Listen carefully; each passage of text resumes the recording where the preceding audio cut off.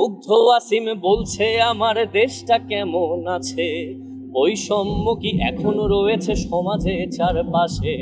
যারা হচ্ছে ফেসবুকে ধরেন কমেন্টে গালিগালাজ করে, এটা করে, এটা করে, বট এটা করে, যে আমার গান নামাইছে 5 ঘন্টায়, এদের এগেনস্টে যারা ভদ্রলোক, যারা অ্যাকচুয়ালি রাস্তাঘাটে নামছিল, যে বাবা হচ্ছে তার বাচ্চাকে নিয়ে কাঁধে নিয়ে নামছিল, তারা কিন্তু এখন চুপ আছে। এবং তাদের চুপ থাকা দেখে যদি সবাই মনে করে যে ও আচ্ছা, তার মানে সব শেষ, চুলাইকে ভুলাই ফেলা সম্ভব, আর কিছু হবে না, এটা কিন্তু ভুল। এই মানুষগুলো ধরুন অসংখ্য ভদ্রলোক আছে, অসংখ্য চাকরিজীবী আছে, যারা এখন কথা বলতেছে না কেন জানেন? তাদের এনার্জি এইসব কাজে নষ্ট করবে না, তারা যে কমেন্টে গালিগালাজ করবে না। কিন্তু বাংলাদেশের যদি এমন কোনো সময় আসে যখন মানুষকে আবার রাস্তায় নামতে হয় তাদের জীবন বাঁচানোর জন্য, কৃষক শ্রমিকের জীবন বাঁচানোর জন্য, চাকরিজীবীদের জীবন বাঁচানোর জন্য, স্টুডেন্টদের জীবন বাঁচানোর জন্য, আপনি আবার লক্ষ লক্ষ মানুষকে রাস্তায় দেখবেন, এটা আমি বলে দিলাম অন রেকর্ড, আমার কথা মিলাই দেখে নিন। অনেস্টলি বলতে গেলে কিছুটা হতাশ অবশ্যই, যে 24-এর 5 অগাস্টে যেভাবে করে মানে রক্তক্ষয়ী, ইভেন 5 অগাস্টের দিনে তো কত মানুষ মারা গেল, মানে 2টার দিকে মনে হয় 12:30 বা 2টার দিকে আমরা নিউজ পাইলাম যে শেখ হাসিনা চলে গেছে, পালাইছে। এরপরে হচ্ছে সারাদিন ধরেই এইখানে মারা যাইতেছে, ওইখানে মারা যেতে হইতেছিল।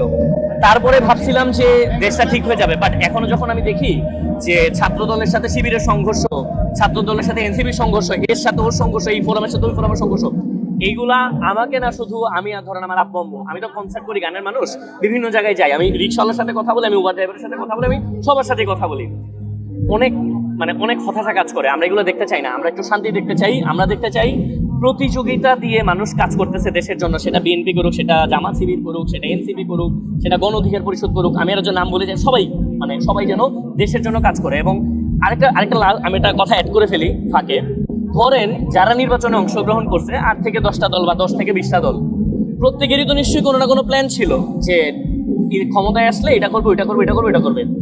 সবারই যদি ভালো ইন্টেনশন থাকে যে আসলে এটা করবো, এটা করবো, সবাই কেন একসাথে বসতে পারে না? সবাই কেন প্রত্যেকের প্ল্যানগুলো শেয়ার করতে পারে না? আমরা যেমন বইসা একসাথে বন্যায় কাজ করি, এটাতে কাজ করি, ওটাতে কাজ করি, তারা কেন একসাথে বইসা যে যার প্ল্যানগুলো, বেস্ট প্ল্যানগুলো নিয়ে কেন ইফেক্টিভলি কাজ করতে পারে আমি জানি না।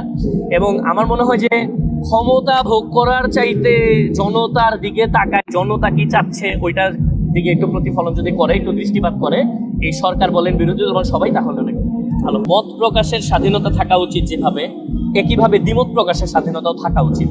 সো যে শিল্পী চিন্তা করতেছে যে না আমার এক্স ভাল লাগে না, ওয়াই ভাল লাগে, ওয়াই ভাল লাগে না, জেড ভাল লাগে, তাদের বিরুদ্ধে যে কিছু হইলে মামলা দেয়, তাইলে তো ভাই ঘুরে ফিরে আমরা আগের জায়গাতেই গেলাম।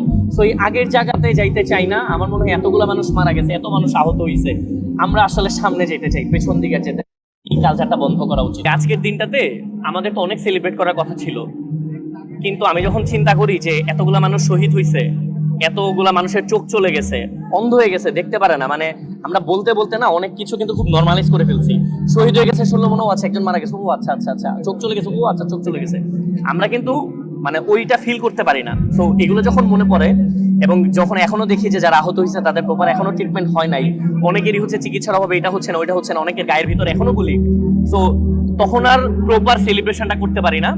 হ্যাঁ, প্রপার যে আশা করছিলাম, একেবারে যদি বলি যে সব আশা মিটে গেছে তা না, বাট আমি আশা ছাড়া মানুষ হইতে চাই না। আমি চাই আশা করতে, আমি চাই যে সবাই মিলে আমরা দেশটাকে সামনে নিয়ে যাই।